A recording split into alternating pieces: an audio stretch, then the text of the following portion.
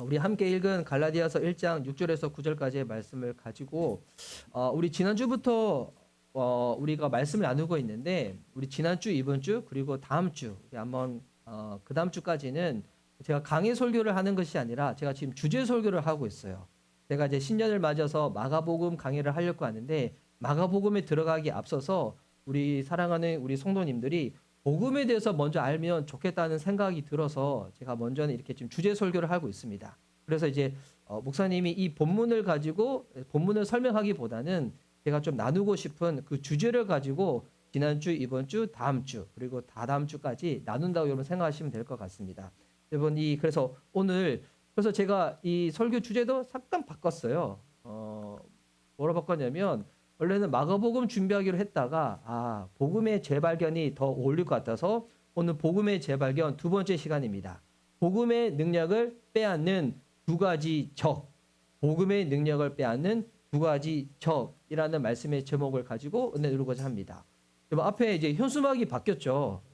우리가 새로운 예배당에 오고 나서 처음으로 현수막이 바뀌었어요. 현수막 보면 궁금증들이 좀 생기실 거예요. 왜 현수막이 끝까지 가지 않고 여기까지 갔을까? 여기에 이상한 목사의 인간미가 담겨져 있는 겁니다. 제가 치수를 잘못 쟀어요. 그래서 우리는 늘 주님이 필요합니다. 그래서 원래는 복음을 모두께 새롭게 한다. 이게 저 끝으로 가 있어야 되는데 여기 애매하게 딱 걸려 있어요.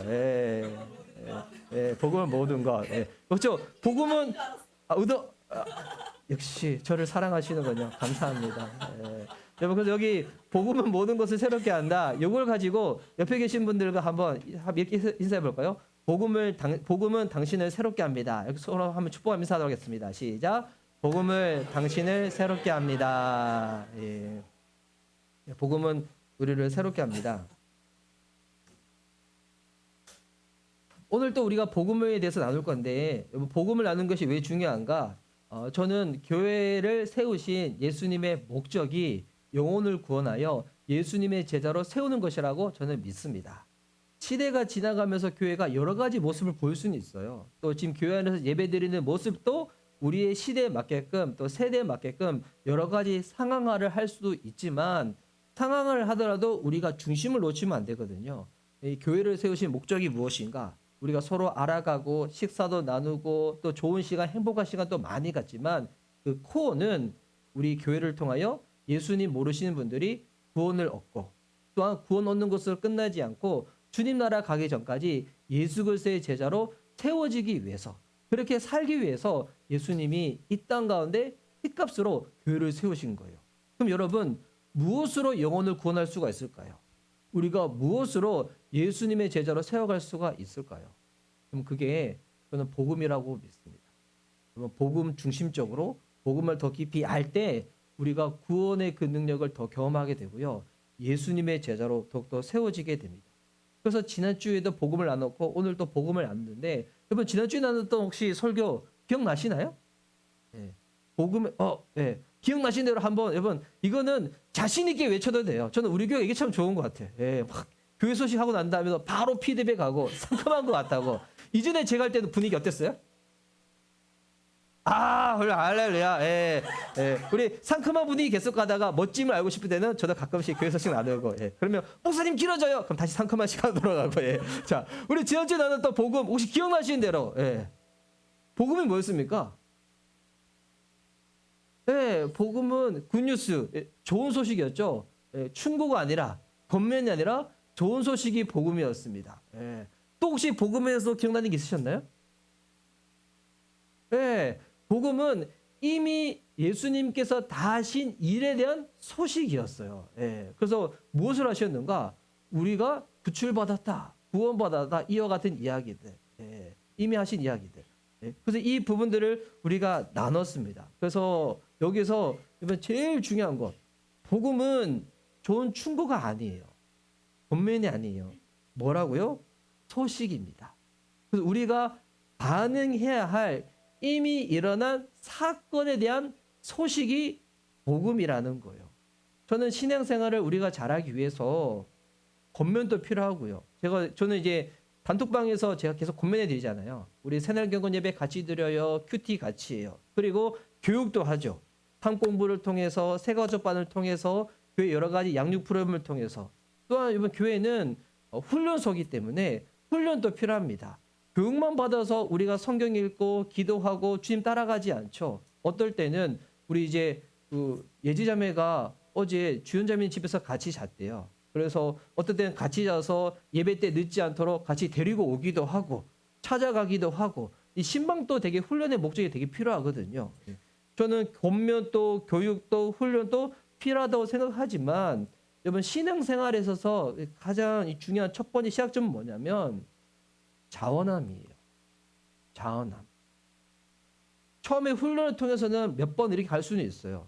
여러분 대표 기도하는 것도 마찬가지. 대표 기도하는 거 여러분 부담스러워요, 기뻐요, 설레요? 예, 부담스럽죠. 예. 부담스러운데 계속 안 한다 어떻게 될까요? 여러분 궁금한 거 한번 물어봐야지. 이상한 목사가 왜 대표 기도를 시킬까요? 예. 예. 훈련시키는 것도 이유일 수는 있어요. 왜 시킬까요? 훈련 자체가 목적일까요? 아니에요. 여기에 교회를 향한 저의 신학이 담겨져 있어요. 우리 교회는 이게 작은 교회라서 강대상이 그냥 이렇게 있잖아요. 그리고 앞에 특별한 것도 없지만 좀 이렇게 규모가 있는 교회 가면 강대상에 보면 설교자 강대상이랑 인도자 강대상이 따로따로 분리되어 있는 데가 있어요. 왜 따로따로 분리되는지 알아요? 우리 교회 예배당 넓으니까 강대상 2개다 자랑하려고? 그거 아니고 그 교회 담임 목사님의 신학이 거기에 담겨져 있어요. 설교자와 인도자 우리는 구분한다. 이게 다른 거거든요. 그래서 이게 예배 이 공간에도 그 목사님의 교회 철학, 신학이 담겨져 있는데 대표기도도 마찬가지예요. 일반적인 교회에서는 대표기도 되게 장로님들, 직분자들이 많이 하시죠. 근데 저는 그렇게 하지 않아요. 저는 우리 교회에 등록한 성도님이라면 여러분의 기도를 잘할 수도 있고 못할 수도 있어요. 저는 그것도 중요하지 않아요. 예. 그 목적으로 우리 교회 성도님들이 얼마나 대표기도 하는지 내가 뽐내봐야지 이것도 목적이 아니에요. 제가 가지고 있는 교회에 대한 정신은 뭐냐면 교회는 우리 모두가 교회라는 거예요. 모두가. 목자만 교회가 아니에요. 장로님들만 교회가 아니에요. 교회에 등록한 성도님들은 모두가 한 몸이라는 거예요. 저는 그래서 우리 주일 연합 예배가 우리는 중학생부터 작년에까지 이르잖아요. 저는 가능하면 우리 예배에 참석하는 중학생들도 같은 한 몸이기 때문에 대표기도를 하는 게 맞다고 생각해요. 근데 아직은 부담스러워서 잘 못하잖아요. 다음번에 준비가 되어지면 저는 그렇게 했으면 좋겠습니다. 여러분 기도를 잘 못해도 상관없어요. 여러분 기도 얼마나 잘하는지 그거 확인하려고 하는 거 아니에요. 훈련도 있지만 훈련이 목적이 아닙니다. 한 몸이기 때문에. 한 몸이기 때문에. 그 때문에 하는 거예요. 그래서 이 모든 것들이 교회 안에 딱 녹아져 있는데 그래서 여러분 필요한 게 뭔지 알아요? 신앙생활을 할 때 자원함이에요. 자원함. 자발적으로 내가 그 일을 섬기고 싶다. 하고 싶다. 그런데 우리 안에 여러분 자원함은 어떻게 생기는지 알아요? 훈련으로 생기지 않아요.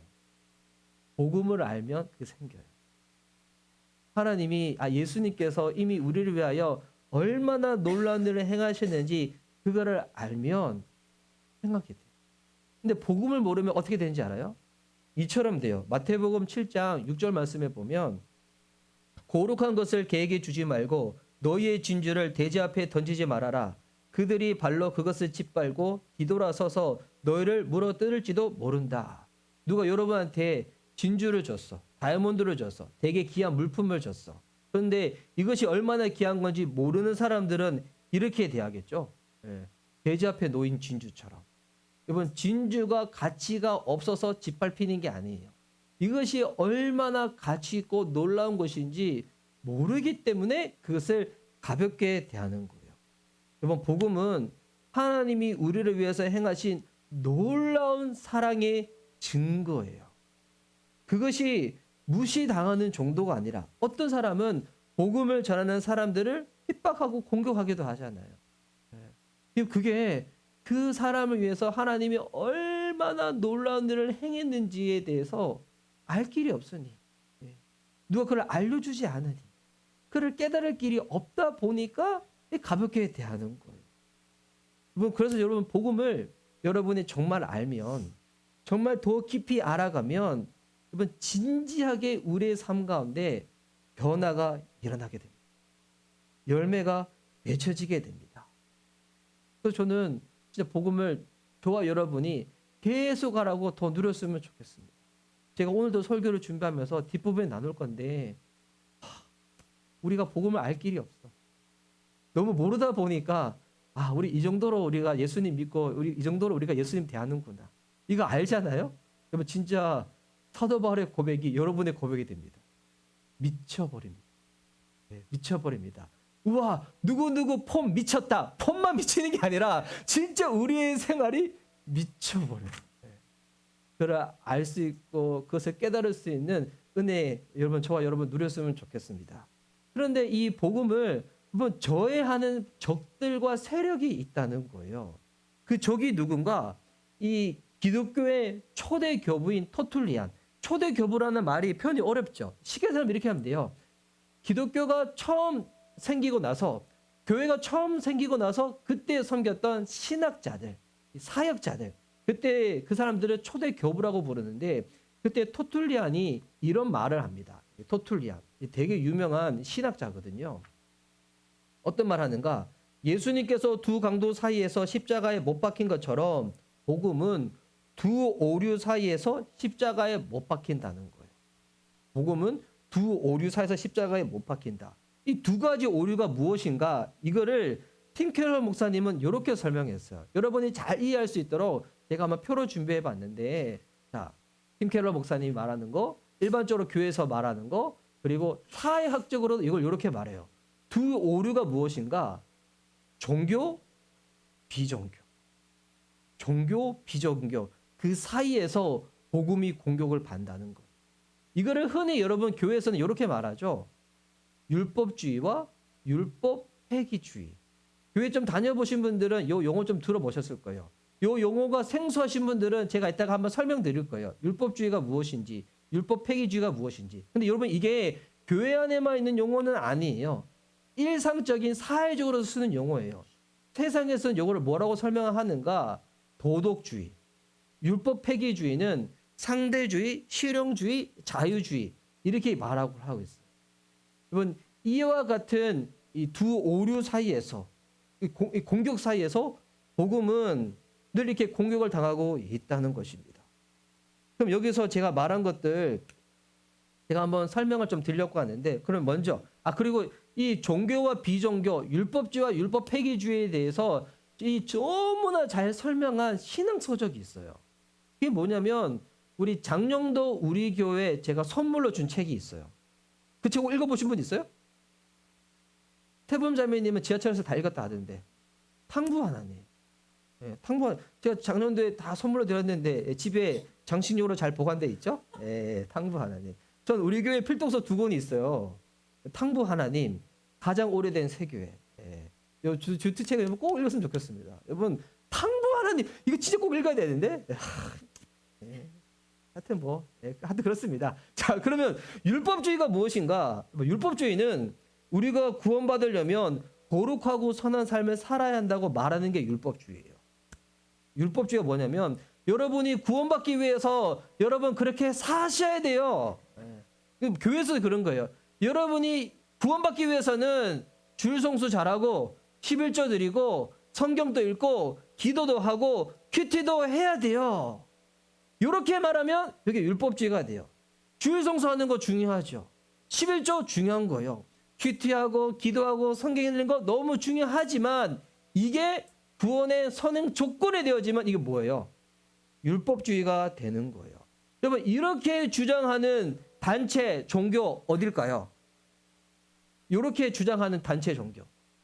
여러분 대부분의 종교들은 율법주의예요. 로마 카톨릭 율법주의예요. 로마 카톨릭에서 말하는 구원론은 기독교에서 말하는 구원론하고는 저는 다르다고 그렇게 알고 있어요. 그리고 여러분 기독교에서 파생한 여러 이단들이 있잖아요. 여호와의 증인, 제7 안식교, 대부분의 종교들. 여러분 거기도 율법주의예요. 이건 사이비랑 좀 다르죠. 신천지 이런데 그 사이비고 기독교 이단들이 있잖아요. 똑같이 우리랑 성경을 보는 이단들. 근데 거기는 우리랑 뭐가 다른가? 율법주의예요. 구원에 이르기 위해서 우리가 해야 될 선행 조건들이 있어요. 네. 이 잘못된 것들이죠. 그러면 율법 폐기주의는 뭘까요? 율법 폐기주의. 우리가 구원 받았기 때문에 이제는 거룩하고 선한 삶을 살지 않아도 된다고 말하는 거예요. 이미 구원 받았기 때문에 내가 마음대로 살더라도 나는 천국 간다. 그래서 이게 예수님과 이 신앙생활을 뭘 생각하냐면 관계로 이해하지 않고 티켓으로 이해하는 거예요. 나는 천국 개인 티켓을 얻었기 때문에 이 땅에서 나는 어떻게 살더라도 구원에 이른다는 거예요. 이렇게 대표적으로 말하는 데가 어디 있어요? 이단 중에서 구원파. 구원파가 이래요. 그리고 이 기독교인들 중에서도 율법주의 성향을 띠는 사람들이 있는 반면에 율법 폐기주의 성향이 있는 사람들이 있어. 보면 물론 이렇게 사람이 판단하고 정죄하면 안 되지만 예수님이고 구원을 받았다고 하는데 교회 공동체에 속하지 않았어. 교회 공동체에 속하지 않아. 여러분 그 교회는 복음에 대해서 알고 복음을 누리고 복음을 함께 교제하는 그런 공간이잖아요. 교회를 떠나서 신앙생활을 여러분 건강하게 할 수가 있을까요? 그렇다면 아마 예수님의 피값으로 교회를 사셨다고 얘기하지 않으셨을 것 같아. 아마 성경에 교회는 옵션이야. 해도 돼요, 안 해도 돼. 이렇게 얘기했을 것 같아요. 근데 여러분 성경은 신약 성경은 교회 이야기예요. 소그룹 공동체 이야기예요. 교회를 떠나서 우리의 신앙생활을 건강하게 할 수 없다는 거죠. 그래서 여러분 이거를 우리가 잘 이해해야 되는데 도덕적이고 윤리적이어야지 구원받을 수 있는 것은 아니에요. 그렇죠. 그리고 복음을 믿는 삶이 비도덕적이고 비윤리적이고 온갖 악행을 다 저지른다. 그 사람의 구원 한번 점검해 봐야 되겠죠. 그래서 이번 이 율법주의와 율법 폐기주의 사람의 행위와 도덕과 윤리를 좀 더 강조하고 난 구원받았기 때문에 그렇게 살지 않아도 된다 말하는 요 중간에 복음이 있어요. 그래서 여러분 건강한 신앙인들은 늘 뭐가 있는지 알아요? 긴장감이 있어요. 이 긴장감, 이 건강한 긴장감을 누려야 돼요. 긴장감이 느슨해지면 어떻게 되는지 알아요? 어느 순간에는 이 율법주의로 갔다가 어느 순간에는 율법 폐기주의로 가요. 느슨해졌을 때 율법 폐기주의에서 복음으로 갈 것 같죠? 아니에요. 율법 폐기주의와 율법주의는 고속도로가 뚫려져 있어.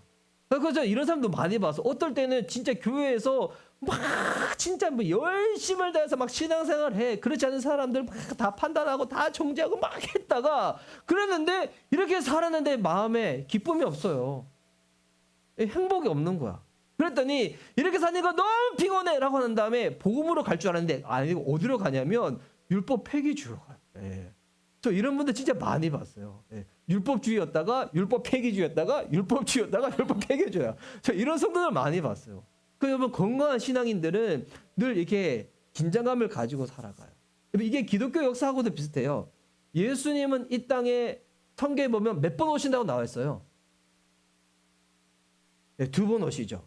첫 번째 오신 사건이 2000년 전에 우리 예수님께서 초림하신 사건이었죠. 그때 예수님은 육신의 몸을 입고 오셔서 우리의 죄를 대속하시기 위하여 십자가에서 죽으시고 부활하셨죠. 근데 예수님은 또 오신다고 말하고 있습니다. 언제 오실까요? 마지막 때. 그때 예수님이 오셨을 때는 재림주로 오세요. 심판주로 오세요. 이 세상을 심판하시고 이 세상을 다시금 새롭게 하실 거예요. 근데 여러분 구원은 이미 이루어진 일이지만 완성되지는 않았어요. 주님 오시는 그날까지 우리가 계속 같이 나아가는 거예요. 그 중간에 어떤 우리는 시대를 살고 있는 거예요. 이 은혜의 시대, 교회의 시대 우리는 이 긴장감 속에서 있는 거예요. 그래서 우리는 이 긴장감 속에서 신앙생활이 율법주의도 아니고 율법 폐기주의로 흘러가지 않기 위해서 우리는 늘 뭐 해야 되는가? 복음을 붙잡아야 돼요. 복음을 붙잡아야 돼요. 여러분 복음을 붙잡지 않잖아요. 우리의 삶은 어느 순간 율법주의로 가요. 율법 폐기주의로 가요. 이게 교회 안에서도 그렇지만 여러분의 이 가정 생활과 자녀들을 대할 때, 배우자를 대할 때, 직장 생활에서도 이게 다 스며들어요. 다 스며들어요. 이거를 보시게 될 거예요. 여러분, 그래서 우리가 이 신앙생활 딱 보면 신앙의 삶, 우리의 삶을 창이라고 비유할 때 이 창 끝이 어떤 사람은 율법주의를 향하고 있어. 어떤 사람은 율법 폐기주의를 향하고 있어. 어떤 사람은 복음을 향하고 있어. 여러분 한번 점검해 보세요. 과거의 삶 말고 지금의 나의 신앙의 삶의 이 창의 끝은 어디를 가리키고 있는가? 어디를 가리키고 있는가? 율법주의를 가리키고 있는가? 율법 폐기주의를 가리키고 있는가? 아니면 나는 복음을 가리키고 있는가? 여러분 이게 너무너무 중요해요. 예, 이거 진짜 매우 중요해요. 이게 왜 중요하냐면 이 두 가지 이유가 있는데 이 창의 끝을 분명히 해야 되는 이유가 뭐냐면 복음이 아니고서는 사람의 정체성과 마음의 변화를 일으키는 변혁이 일어나지 않아요. 여러분 이거 잘 기억하셔야 돼요. 복음이 아니고서는 사람이 변화되지 않아요. 교육, 권면, 훈련 필요 없다는 게 아니에요. 그런데 복음이 아니고서는 정말 그 사람의 정감, 그 어펙션까지 바꾸는 진정한 변화가 일어나지 않아요. 교회는 출석하는데 변화가 없는 사람들 여러분 만나실 때가 있어요. 여러분의 삶이 그럴 때도 있어요. 그 교회 열심히 다니다가 어느 순간 보이지 않는 분들을 여러분 발견할 때도 있잖아요. 저는 그 이유를 어디서 찾냐면 복음을 모르기 때문이라고 저는 생각해요. 복음을 모르기 때문에. 복음을 모른다는 게 뭐냐면 마치 이런 거예요. 저는 지금 이렇게 임대 아파트에 살고 있는데 임대 아파트에 살다 보니까 처음에 그 집에 딱 갔었을 때 보니까 주인이 세대가 살았던 이 고지서가 우리 집에 너무 많이 왔어요. 납부하라는 게. 예. 너무 많이 왔는데 이 전 주인한테 이거를 알릴 방법이 없는 거예요. 연락처를. 그래도 저는 연락처를 어떻게 하다가 알게 되어가지고 연락을 드렸었는데 근데 이거는 가정이에요. 고지서가 엄청 저희 집에 왔어. 근데 제가 이 고지서를 그 사람은 대신해서 다 납부한 거. 전 세대주가 이거를 알게 되었어. 저한테 어떻게 대할까요? 정말 감사해겠죠. 그런데 제가 납부한 금액이 만약에 몇만 원 정도가 아니라 몇십만 원, 몇백만 원, 만약에 그보다 훨씬 더 많은 몇억에 임한다면, 몇천만 원 임한다면, 이 가정이에요. 너무 놀라운 눈빛으로 바라보셔가지고, 한다면 제가 대신 납부했다. 그 사람이 이거를 알게 되었다. 저를 어떻게 할까요? 예수님이 여러분의 죄값을 대신 치르셨다고 알고 있죠? 여러분 그 값이 얼마나 되는지 아세요? 우리 이거를 알 길이 없어.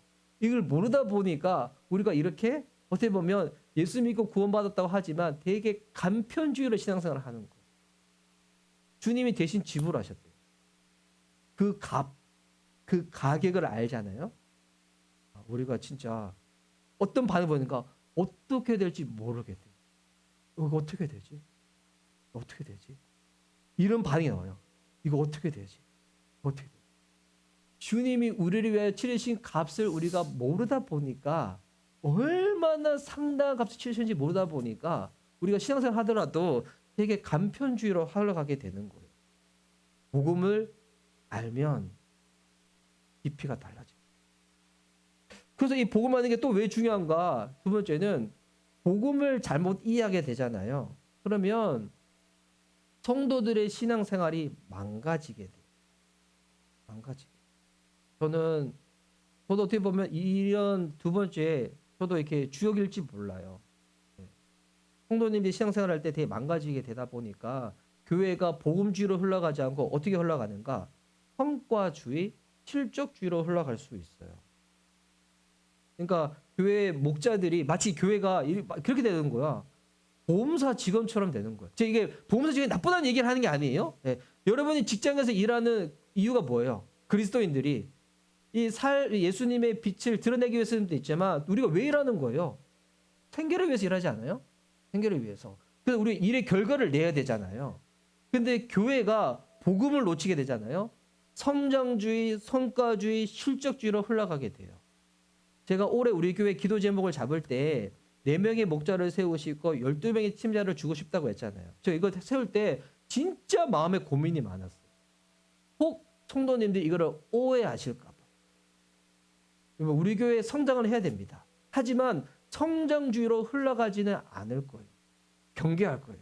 그럴 때는 저와 여러분이 늘 복음을 붙잡아야 돼요. 단순히 교회를 키우기 위해 가지고 목자를 세우는 게 아니에요. 단순히 교회를 빨리 성장시키고 싶어서 침례자를 주자는 게 아니에요. 교회의 목적에 우리가 부합하기 위해. 그리고 그런 긴장감을 놓치지 않기 위해서 뭘 필요하냐면 늘 복음을 붙잡아야 돼요.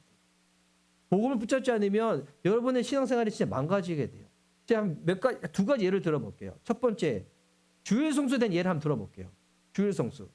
율법주의자들한테는 주일 성수가 어떤 의미일까요?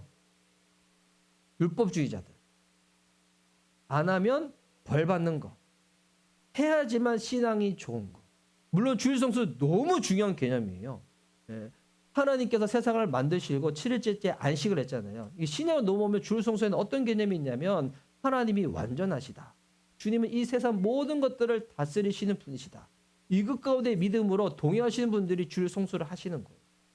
근데 율법주의자들한테는 주일 성수 어떤 개념일까요? 나 신앙 이렇게 생각 잘한다? 옴내는요.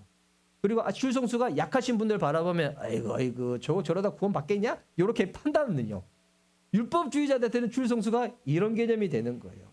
그러면 율법 폐기론자한테는 주일 성수는 어떤 개념일까요? 목사님, 주일 성수에서 구원받아요? 그거 아니잖아요. 예수 믿고 구원받는 거잖아요. 저 주일 성수 편할 때 내 맘대로 할 거예요. 예, 이렇게 대하게 되겠죠. 그래서 여러분, 율법 폐기론자한테는 안 해도 구원받고 천국 가는 거기 때문에 나 그거 마음대로 할 거예요. 예. 이런 사람들은 교회 공동체에도 어떻게 하는지 알아요? 예. 오늘 하는데 딱 소속되지 않아요. 예. 끌리는 대로 가요. 한 주 이 교회, 예. 한 주 기초교회, 한 주는 누리교회, 한 주는 글로벌교회, 한 주는 로브처치, 한 주는 사만학교회. 제가 지금 우리 서울시에 있는 큰 교회들 다 얘기한 거예요. 예, 바꿔가지고요. 이렇게 돼요. 그리고 공동체에 소속하지 않아. 왜?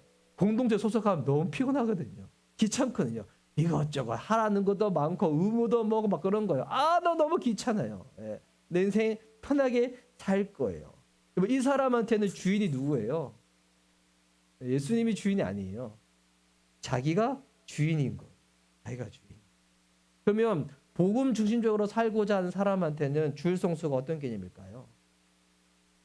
신앙은 관계죠. 관계가 깊어지기 위해서 어떻게 돼요? 만남을 가져야죠. 주일 성수가 어떤 날일까요? 주님 만나는 날이에요. 주님 만나는. 주님과 이 관계가 깊어지는 날. 주님 만날 때 어떻게 만날까요? 직장인과 아니면 이렇게 밑에 직원으로 만날까요? 그거 아니에요. 가족과 가족으로 만나는 거예요. 나를 지으신 창조주이자 피조물, 구원자이자 나를 이끌어주시는 주님으로 만나는 거예요. 힘든 얘기도 나누고 죄된 얘기도 나누고 어려운 얘기도 나누고 주님을 인해서 기뻐한 얘기도 나누고 그 모든 것 다 나누는 거예요. 복음 중심적으로 살고자 하는 사람들한테는 이 교회는 가정이 되는 거예요. 그렇지 않은 사람들한테는 판단이 처가되어지고 아니면 그냥 옵션이나 액세서리 취미생활이 되어지는 거예요. 그러니까 주일 성수도 내가 어떤 신앙의 참끝을 가지고 있는 자에서 다르죠. 또 하나 예를 들어볼까요? 이거는 약간 신앙생활의 행태였으니까 용서 한번 들어봅시다. 용서. 우리 찬양 인도자 하는 우리 주연자매님이 한 2주 정도 계속 찬양 인도할 때마다 용서 관용을 가지고 기도를 많이 하셨어요. 율법주의자들한테는 용서 어떤 개념일까요? 용서. 조건부예요. 조건부. 네가 하면 내가 할게. 네가 나한테 타죄를 구하면 내가 너 용서할게. 내가 누구한테 뭐 잘못한 건데 내가 무슨 용서야. 난 완벽한데. 이 율법주의한테 용서는 자기 의를 드러내는 약간 조건부가 될 가능성이 높아요. 반면에 율법 폐기론자는 어떨까요? 야, 그거 신경 안 써도 돼. 그거 신경 끄고 살아도 돼. 그거 그냥 너의 매너의 문제고 인성의 문제지. 나한테 그렇게 안 해도 돼. 그거 신앙과 결부하지 마라. 이렇게 돼요. 율법 폐기론자한테 용서는 그거 생각하면 마음 부담스럽기 때문에 신경 안 쓰는 거예요. 그냥 그 사람의 인성의 문제지. 이거 신앙이랑 상관없어. 이렇게 대할 때가 많이 있어요. 이렇게 대하다 보니까 생긴 문제점이 뭐예요? 영화 미랑이 나오는 거예요. 영화 미랑과 같은 것. 그러면 복음 중심적으로 살고자 하는 사람들한테는 용서는 뭘까요? 용서. 정말 쉽진 않지만 용서는 하나님을 알아가는 과정 중에서 맺게 되는 열매예요. 용서를 하지 못하는 이유도 발견하게 돼요. 내 안에 주님보다 더 큰 게 있구나. 주님보다 더 큰 게 있구나. 하나님은 나를 용서했다는데 내가 내 자신을 용서 못하시는 분들 있죠. 좀 많이 만나요. 진짜. 하나님은 나를 용서했는데 내가 내 자신을 용서하지 못해. 왜 그런지 알아요? 하나님보다 더 다른 것을 내가 하나님으로 삼고 있기 때문에. 내가 하나님보다 더 큰 거예요. 내가 나를 용서를 못해. 다른 사람 용서하지 못하는 사람들도 보면 용서가 쉽지는 않아요. 그런데 대부분 어떻게 용서하게 되는 거예요? 내가 하나님께 어떠한 용서를 받았는지 이것을 내가 알면 알수록 누군가 나한테 한 그 부분에 대해서 내가 더 자유로워지는 거예요. 그 용서는 하나님을 알아가는 과정 중에서 맺게 되어지는 복음의 열매라는 거죠. 그런데 이 사람들이 복음을 놓치다 보니까 율법주의나 율법 폐기론자도 가다 보니까 신앙생활도 신앙의 삶도 성경적이지 않고 세상과 비슷해지는 거예요. 구분이 없어져. 세상의 말은 똑같죠.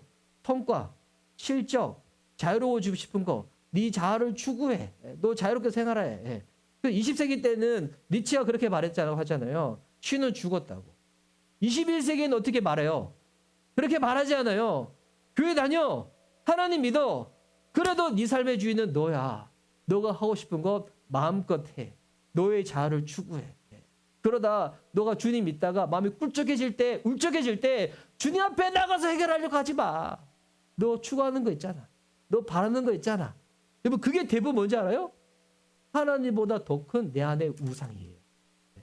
우상을 통해서 힘을 얻고자 하고 우상을 통해서 만족을 얻고자 하고 우상을 통해서 기분을 프레시하고자 하고 그 우상 때문에 울고 우상 때문에 기쁘고 우상 때문에 살아가게 되고. 그런 사람들은 신앙생활의 원동력이 뭔지 알아요? 결핍이에요. 너무 슬프게. 결핍이에요. 저 이런 케이스도 봤어요. 어떤 분이 사역자가 됐어. 근데 실력이 되게 출중해. 사역도 잘해. 근데 대화를 나눠봤는데 이분은 보니까 정말 하나님의 사랑과 용서 이걸 모르시는 분은 아니지만 본인이 예전에 신학교 들어가기 전에는 사람들이 그렇게 자기를 열등감 있는 사람들로 대했다는 거. 근데 교회 와서 조금 열심히 했더니 사람들이 너무 인정해 줬다는 거예요. 본인 안에 그 결핍. 그 결핍을 채우고 싶어서 사역자가 된 케이스도 봤어요. 불쌍하지 않아요? 근데 여러분 이게 남들의 얘기가 아니라 우리의 이야기. 내 안에 무언가 결핍을 채우고 싶어서 하는 부분. 세상에서는 내가 해도 나를 인정해 주지 않다 보니까 교회에서 그를 통해서 대리 만족을 누리고 싶어가지고. 신앙이 있다는 사람들도 복음을 오해합니다. 참 안타깝게도. 더 정확하게는 교회를 오래 다니신 분들도 복음을 오해할 때가 많이 있어요. 복음을 오해한 이유, 그러면 그도 두 가지로 제가 살펴봤는데 첫 번째 뭐냐면 성경 전체에 대한 지식이 결여되어 있어서 그래요. 하나님이 누구신지, 왜 우리에게 구원이 필요한지, 우리를 구하기 위해서 예수님께서 무엇을 하셨는지에 대해서 이에 대한 이해가 성경 전체를 아는 지식이 전제가 되어 있어야 되는데 이게 부족한 거예요. 이게 무슨 말인지 잘 모르시면 제가 구체적으로 한번 설명해 드릴게요. 예수님 좋으신 분이에요? 나쁘신 분이에요? 좋으신 분이죠. 여러분 예수님이 좋다는 거 여러분은 어떻게 그걸 알고 있어요? 무엇을 근거로? 성경 훌륭해. 대부분 어떻게 알고 있어요? 그런 것 같으니까요. 예, 느낌이 그런 것 같아요. 예수님 좋으신 분인 것 같아요. 예. 예수님 좋으신 분이라 다 알고 있어요. 근데 여러분, 성경을 통해서 예수님을 아는 사람과 느낌과 그냥 감성적으로 좋은 것 같아요 라고 아는 사람들은 이런 거예요. 예수님 십자가 죽음을 이해할 때 예수님 너무 좋으신 분인데 너무 고통당했어. 이게 우리의 삶을 변화시킬까요? 못 변화시켜요. 예수님 십자가 죽으셨는데 예수님이 삼일체 하나님 중에서 제위위격인 거예요. 삼일체 하나님 중에 제위위격인 성자 예수님이 나 때문에 죽으셨다고? 이렇게 받아들이는 사람은 십자가의 죽음을 통하여 하나님이 성취한 것이 무엇인지 깨닫게 되면서 달라져요. 십자가의 죽음의 의미가 단순히 좋으신 분이 죽으셨구나 이게 아니라 하나님이 나를 위하여 죽으셨다고. 그래서 예수님에 대한 여러분 신약 그 사역을 보면 계속 구약의 성경의 단어들로 설명하고 있어요. 제사장이시라고, 희생당하셨다고, 언약이 이루어졌다고. 성경을 아는 눈이 넓어지면 넓어질수록 여러분 복음에 대한 깊이가 깊어져요. 성경에 대해서 아는 부분이 짧을수록 신앙의 깊이도 짧아지게 되는 거예요. 그래서 여러분 설교자도 사역자도 이 설교를 할 때 막연히 설교를 하면 안 돼요. 어떻게 되냐면 여러분이 성경 전체적으로 알 수 있도록 도와줘야 돼요. 신앙생활 할 때 위험한 신앙생활 여러분 제가 몇 가지 말한 적이 있었어요. 제일 위험한 신앙생활, 제일 무서운 신앙생활 어떤 신앙생활을 했어요?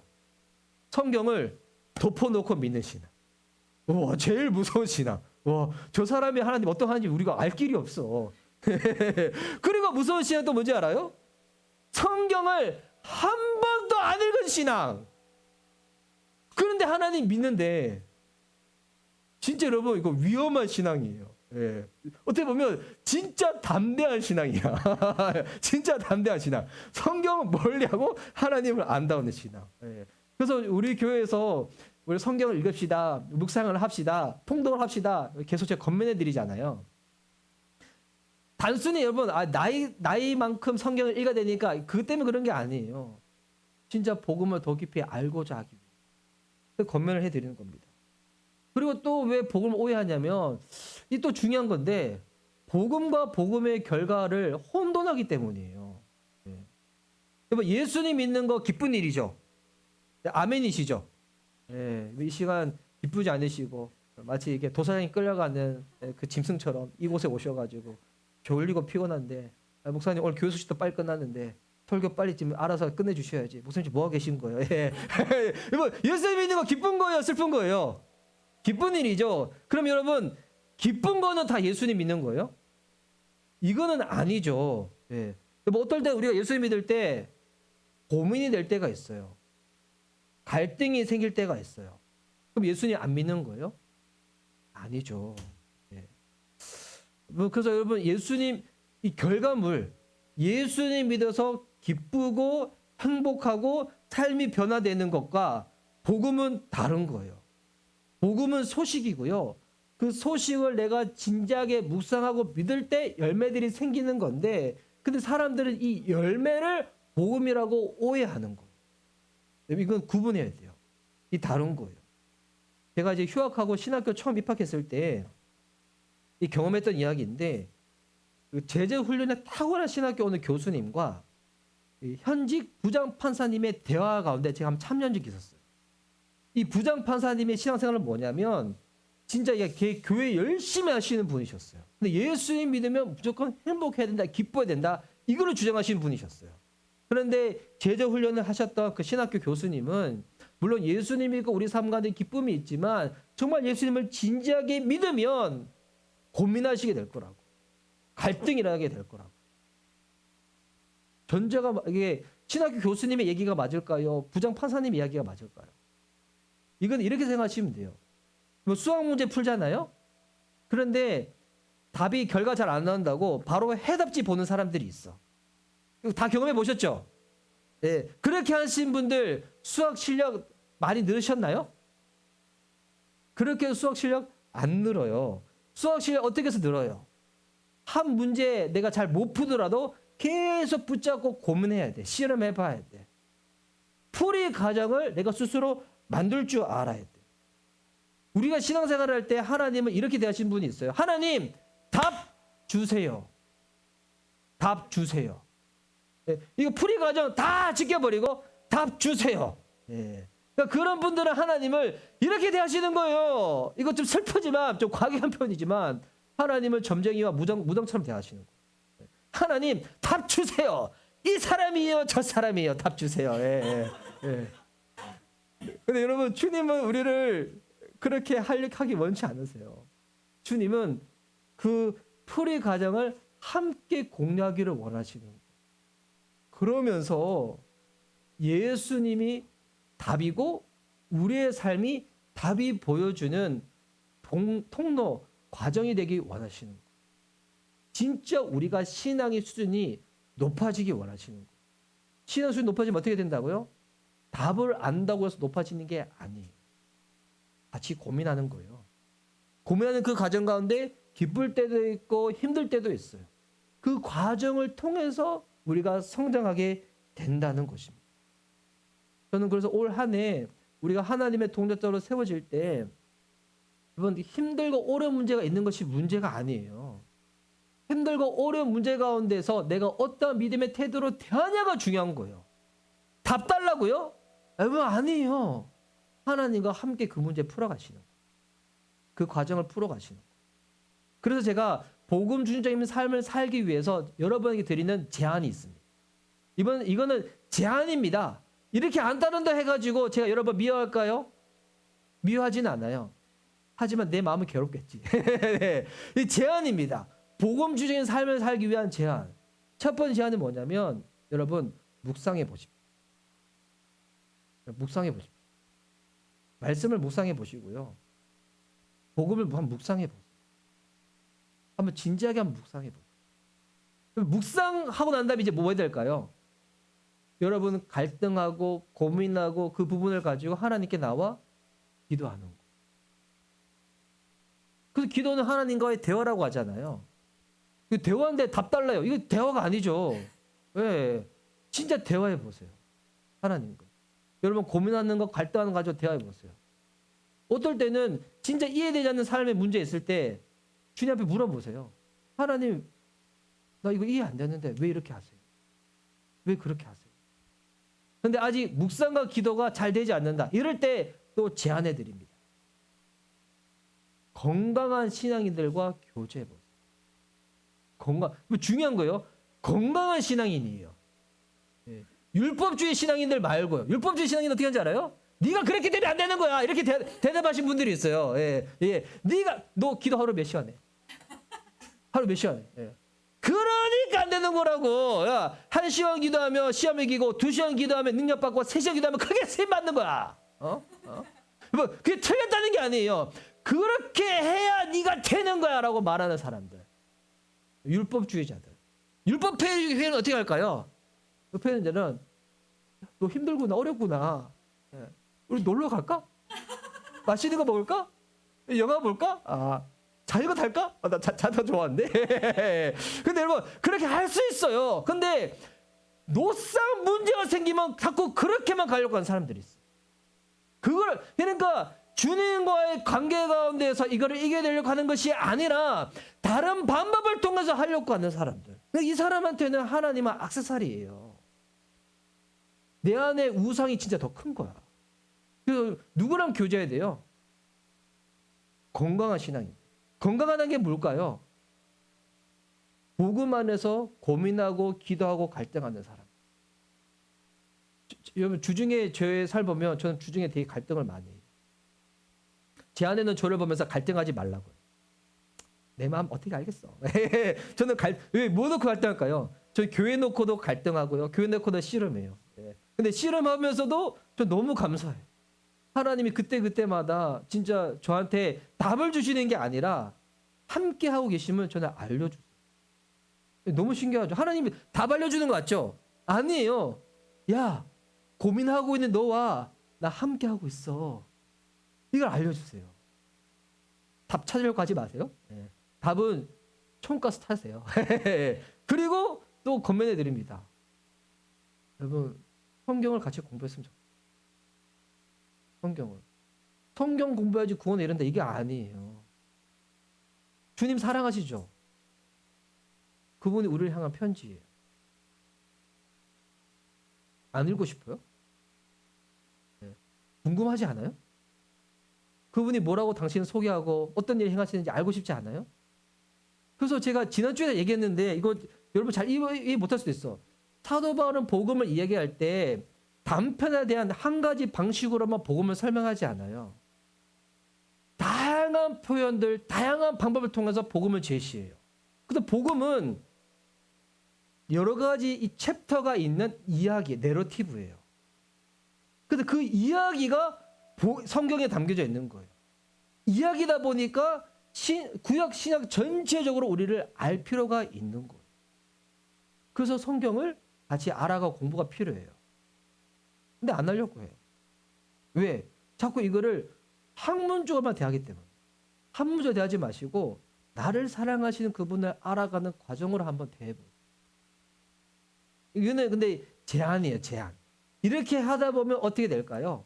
우리의 삶이 복음 중심적인 삶을 놓치지 않고 살아갈 수 있도록 붙잡아줘. 저도 이 네 가지를 잘할 때도 있고 못할 때도 있고 그래요. 그런데 이걸 통해 가지고 전 진짜 너무 위로를 많이 받아요. 하나님이 저와 함께 하신다는 것을 늘 알려주시는 것 같아요. 제가 이 얘기만 하고 설교를 마치고자 하는데 제가 이번 한 주가 쭉 보내면서 고민과 갈등이 많았어요. 왜 고민 갈등이 많았을까요? 제가 고민과 갈등하는 거. 싱어게인에서 홍익사기 어떻게 하면 우승할 수 있을까? 이런 것 때문에 갈등하지 않아요. 뭐 때문에 갈등할까요? 우리 교회 때문에 갈등하죠. 그리고 교회를 놓고 묵상하고 제가 고민할 때 제가 그 마음이 드는 거예요. 나 누구랑 대화를 하지? 누가 내 마음을 알까? 제가 이해할 때마다 저는 이렇게 제 아내랑 이야기를 하는데 아내가 저한테 처음 그 얘기를 하는 거예요. 목사님 너무 고민 많아요. 그냥 심플하게 생각하세요. 예. 그게 됐는데 더 외로워. 예. 더 외로워. 예. 같이 있어도 외로워. 예. 진짜 예수님 마음 알 것 같아. 겟세마네 동산에서 기도하시는 예수님 그 마음. 예. 그런데 그게 금요일이었나 목요일이었나 기억 안 나는데 제가 그렇게 활동하고 있는데 갑자기 이렇게 홍희 사모가 저한테 오더니 목사님 일어나 보세요. 그리고 저를 아주 안아줬어요. 이야기하는 거예요. 예. 내가 네 편이 되어줄게 라고 노래하는 것처럼 목사님 잘하고 계세요. 하나님 목사님과 함께 하세요. 막 하는 거예요. 그래서 울먹이 목소리로 힘들었단 말이에요. 물론 이렇게까지 안 했어. 이렇게까지 하지 않았어요. 하면서 제가 왜냐면 제가 뭘 경험했을까요? 하나님 그러고 난 다음에 저한테 답 주셨을까요? 야 교회 이렇게 저렇게 해. 옆에 공간 이렇게 저렇게 해. 이렇게 답 주시지 않으셨어요. 하나님 저한테 진짜 주신 위로는 뭐냐면 내가 네 이야기 다 듣고 있어. 내가 네 마음 다 알고 있어. 네가 고민하고 갈등하는 거 내가 그 시간에 내가 함께하고 있어. 그러면서 하나님이 저의 무언가 결정 가운데 주님이 함께 하신다는 그 믿음이 들어가는 거예요.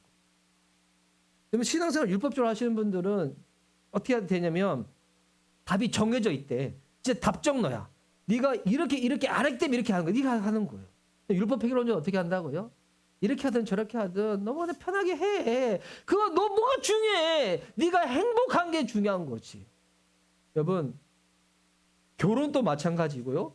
연애도 마찬가지고 행복 자체가 목적이 아니에요. 주님을 닮아가는 거. 주님을 알아가는 거. 그러면서 그분과의 그 사랑에 우리는 더욱더 깊이 참여하게 돼. 이게 복음이에요. 복음이 우리를 그렇게 자유롭게 합니다. 그래서 복음을 우리 어떻게 한다고요? 날마다 새롭게 만든다. 답이 정해서 끝! 이게 아니라 날마다 새롭게. 날마다 변화시켜 주신 주님. 그 주님을 경험할 수 있는 그 안에서 자유와 여유와 능력을 경험할 수 있는 저와 여러분 될 수 있기를 예수님의 이름으로 축복합니다. 아멘.